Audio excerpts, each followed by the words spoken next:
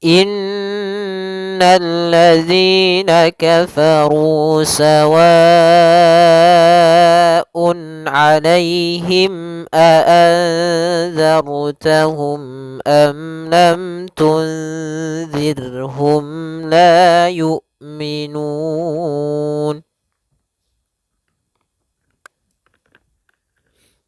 Pada bacaan inna, di sini ada huruf nun yang berharakat tasydid.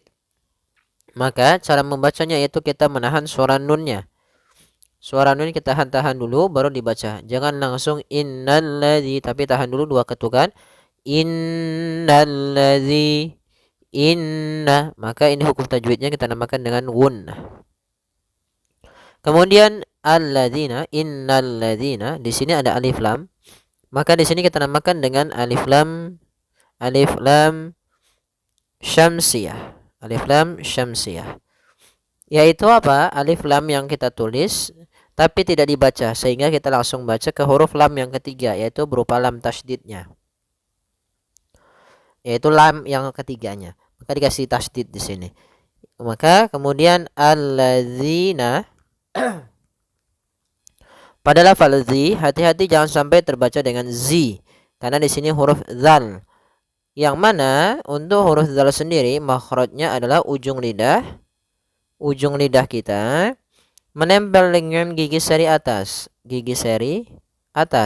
sehingga atau bisa kita gigit sedikit zi gitu ya. Maka alladzina pada lafal zi ada hukum tajwid berupa mad tabi'i, yaitu adanya kasrah bertemu dengan huruf ya. Karena mad tabi'i terjadi dalam tiga kondisi. Yang pertama fathah ketemu alif, dhammah ketemu waw, kasrah ketemu ya. Nah, di sini tanda panahnya ada yang salah. Ini bukan na yang dipanjangkan, tapi z-nya. Kemudian kafaru adalah faru, kembali lagi ada mad tabi'i, yaitu dhammah bertemu dengan waw, dan di sini ada huruf alif yang ditandai dengan sifar mustadir di atasnya, yaitu tanda lingkaran kecil yang berbundar ini. Maka dia alifnya tidak dianggap ada, sehingga hanya ru-nya saja ketemu dengan waw. Kafaru panjangnya dua harakat, sehingga panjangnya ru dan zi harus sama. Kemudian sawaun alaihim. Nah, ini kami ada sedikit lupa ya. Maka yang pertama kita jelaskan dahulu yang pada lafal sawaun. Sawaun di sini ada hukum tajwid berupa mad wajib muttasil. Maka ketika kita mendapati bacanya seperti ini kita harus panjangkan sepanjang 4 harokat apabila kita bertemu mad ketemu dengan hamzah. Maka mad wajib muttasil terjadi apabila ada huruf hamzah datang setelah huruf mad dan kemudian ada tanda seperti ini, maka ia menandakan bahwasanya di situ kalau tidak mad wajib ya mad jaiz. Panjangnya berapa harokat? Panjangnya untuk mad wajib yaitu 4 harokat. Ada juga yang mengatakan mad wajib itu 5 harokat di antara para ulama, kedua-duanya kuat. Tapi yang paling banyak kita gunakan kalau kita belajar riwayat yaitu 4 harokat. Maka sawaun.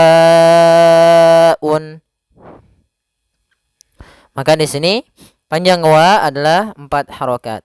Maka kita panjangkan dulu wa-nya sepanjang 4 harokat baru dibaca on-nya. Mad wajib muttasil itu terjadi apabila ada huruf hamzah datang setelah huruf mad dan hamzah tersebut pada satu kata. Sawaun. Kemudian un alaihim, di sini ada bacaan izhar halqi, yaitu izhar halqi. Kapan terjadinya? Yaitu apabila ada an in un bertemu dengan atau an in un atau nun sukun bertemu dengan huruf izhar, diantaranya adalah hamzah, ain, ha, ghain, ha dan kha. Atau biasanya hamzah ha, ain ha, ghain kha. Maka huruf-huruf ini ketika ada huruf tanwin an in un ketemu atau nun mati ketemu dengan 6 huruf ini, suara nunnya harus jelas atau suara tanwinnya harus jelas. Maka sawaun harus jelas. Kemudian tidak boleh tahan, tidak boleh sawaun alaihim, tidak boleh. Kemudian pelafal alaihim Di sini ada bacaan izhar, maaf, pada lafal alaihi. Alai itu ada ya sukun didahului dengan fathah, maka di sini kita namakan dengan bacaan lin, yaitu cara membacanya dengan bacaan yang lembut, alaihim, alaihim. Kemudian pada lafal him ketika kita bertemu dengan hamzah, maka di sini kita namakan dengan izhar syafawi, yaitu apabila adanya mim mati bertemu dengan seluruh huruf hijaiyah kecuali mim dan ba, maka dia dinamakan dengan izhar syafawi. Maka suara mimnya harus jelas dan tidak boleh ditahan. Alaihim a'anzartahum. Kemudian pada lafal a'anza, di sini harus jelas suara hamzanya, jangan anza tapi a'anza, jelas. Kemudian nun mati bertemu dengan zal, maka ini kita namakan dengan bacaan ikhfa, yaitu suara nunnya. Ikhfa itu apa? Ikhfa yaitu kita artikan samar-samar, atau kita berasal dari kata akhfa yukhfi, menyembunyikan. Maka apa secara definisi, secara istilahnya, yaitu kita membaca di antara idgham dan izhar. Jadi kalau nun mati itu kalau ketemu huruf izhar itu jelas nunnya. Ketemu dengan idgham, idghamnya dimasukkan dan dihilangkan. Sehingga kalau samar-samar berarti kalau di ikhfa itu di antara keduanya masih ada suara nunnya sedikit tapi disamarkan ke huruf setelahnya. Maka di sini cara membacanya adalah nunnya disamarkan kepada huruf zal. A'anza, a'anza, a'anza sambil ditahan gunnahnya. Kemudian zartahum, di sini ada huruf ra yang dia ra mati dan sebelumnya ada fathah.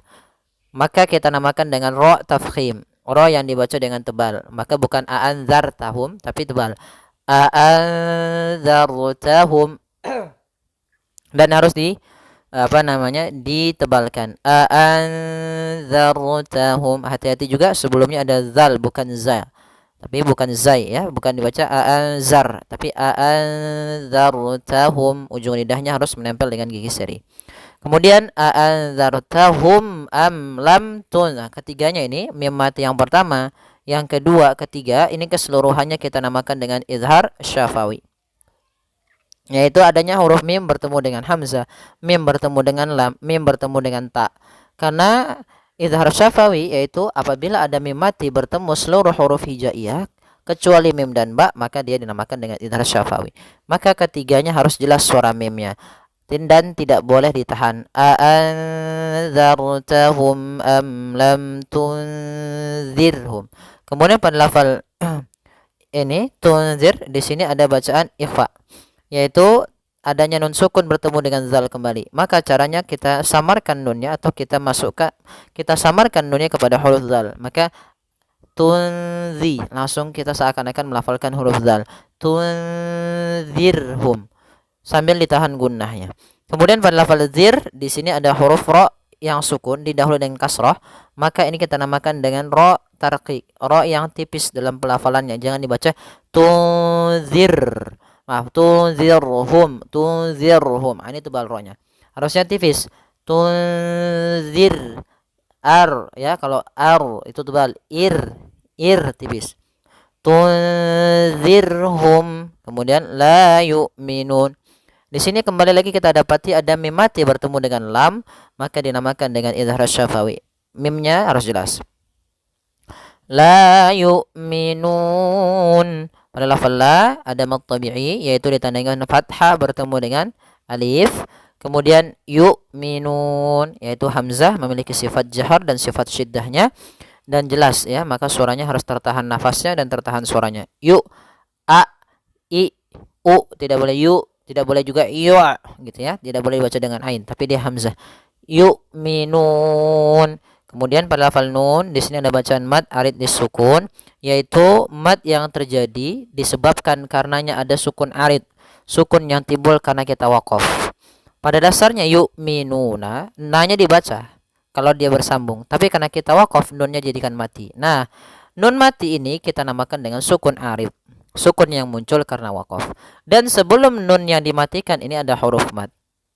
Maka setiap kita mendapati bacaan yang seperti ini dan kita waqaf pada kata yang bentuknya mirip, yaitu ada huruf akhir sebelumnya huruf mad, baik itu alif, waw, ya, maka kita namakan dengan mad arid disukun. Panjangnya berapa harokat? Panjangnya boleh 2 harokat, boleh 4 harokat, dan boleh pula 6 harokat. La yu'minun. Kita coba ulang. Innal ladzina kafaru sawa'un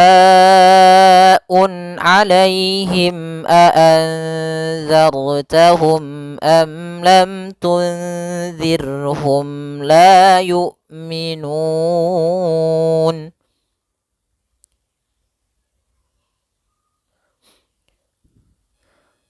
Kita lanjutkan. Khatamallahu ala qulubihim wa ala sam'ihim. Kalau kita mau berhenti, tapi di sini kita alangkah baiknya kita lanjut. Khatamallahu ala qulubihim wa ala sam'ihim wa ala absarihim ghishawatun wa lahum azabun azim. Kalau tidak kuat boleh kurang berhenti di sini, kemudian ulangi dari wa'ala. Baik, kita bahas satu persatu hukum tajwidnya. Khatamallahu. Nah, di sini pada lafal Allah ada lafzul jalalah. Kita namakan dengan lafzul jalalah, itu lafaz Allah. Itu untuk huruf lamnya tebal.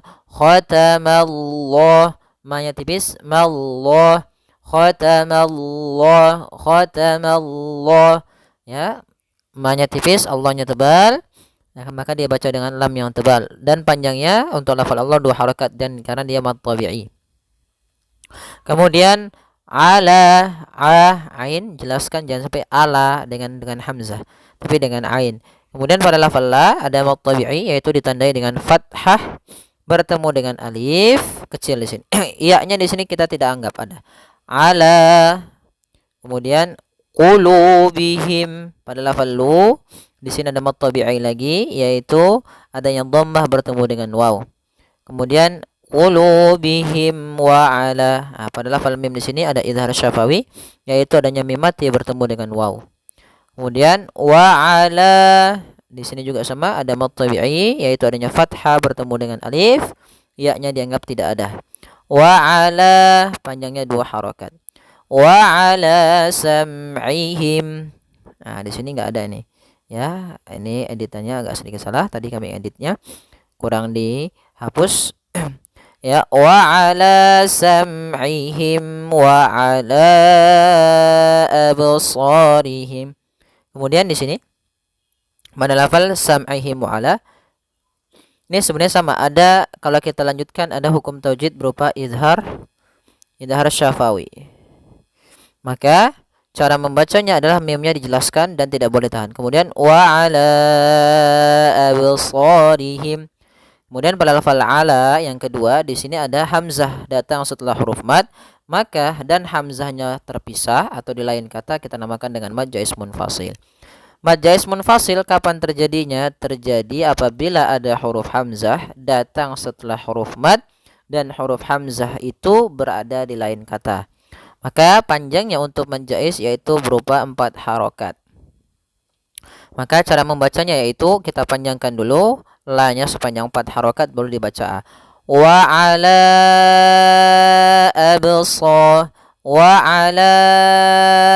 absarihim. Ya, la-nya 4 harokat baru. Kemudian di sini berubah ada bacaan qalqalah. Nah, akan tetapi pada lafal qalqalah ini tidak boleh ada hamzah tambahan, misalnya absarihim, misalkan begitu. Ab. Nah, ini itu ada tambahan hamzah. Sedangkan yang kedua yaitu dia disaktahkan, misalkan nah, ini kemudian dia atau mengambil nafas atau dia malah dengan saktah. Harusnya tidak boleh. Ya, dia langsung saja absarihim. Kemudian pada lafal sa ada mad tabi'i dan sa-nya harus kita tebalkan. Kemudian rihim, ya, absarihim ghishawah. Nah, di sini ada hukum tajwid berupa mim mati bertemu ghain, yaitu idhar syafawi. Kemudian pada lafal ghishawatu, kalau kita lanjut ghishawatu walahum. Nah, di sini ada idgham bi gunnah, yaitu adanya tanwin bertemu dengan huruf waw. Maka cara membacanya yaitu tanwinnya dimasukkan ke huruf waw kemudian ditahan. Ghisyawatun wa lahum. Nah, di sini hukumnya adalah selain daripada idgham biguna yaitu idgham naqis. Wa lahum adzabun azim. Mim mati ketemu ain harus jelas yaitu izhar syafawi, mimnya tidak boleh ditahan. Wa lahum adzabun. Kemudian di sini ada mad tabi'i itu pada lafal dza, hati-hati juga dalam lafal dza. Kemudian adzabun di sini ada izhar. Ya, tadi kami tidak menulisnya. Izhar izhar halqi yaitu suaranya harus jelas. Ya, seperti yang tadi di atas ya, ada sawaun ya izhar halqi. Walahum adzabun azim. Ya, di sini ketemu ain. Azim. Maka di sini pada lafal azim, di sini ada huruf mad dan sebelumnya maaf di akhir kalimat ada mim yang disukunkan disebabkan sukun arid. Maka kita namakan dengan mad arid lisukun. Panjangnya yaitu boleh 2 harokat, boleh 4 harokat dan boleh 6 harokat. Kita ulang kembali. Khatamallahu ala qulubihim wa ala sam'ihim wa ala absarihim ghishawah wa ala absarihim ghishawatun wa lahum azabun azim. Ya, semoga yang sedikit ini bermanfaat. Jazakumullahu khairan.